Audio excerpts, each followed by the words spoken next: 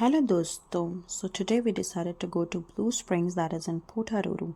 It's quite far away from Auckland. It's around 186 to 7 kilometers away from you.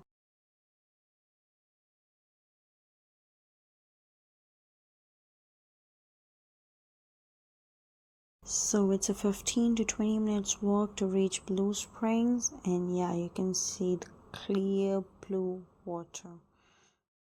It's so clear that you can see the life underneath.